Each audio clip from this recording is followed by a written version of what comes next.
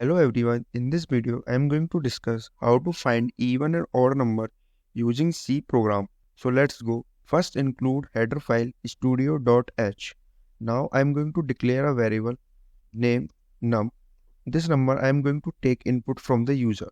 So giving a print statement for the user, enter the number to check even and odd. It is the print statement which display on our output. In the next line, I am going to use scanf function. The scanf function is used to take input from the user.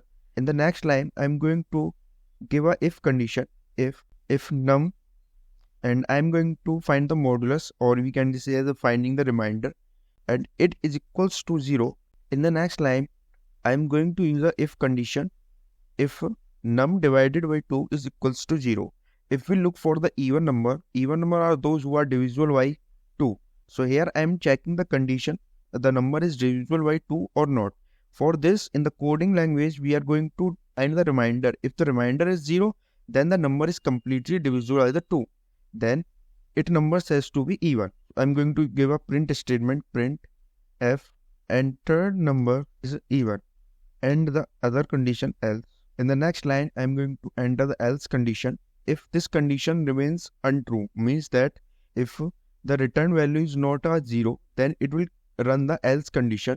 In the else condition, I am going to give a print statement, enter number or is odd, because if a number is not divisible by completely divisible by 2, then its number become odd. Simple. There is a simple logic behind to find the even and odd number in C.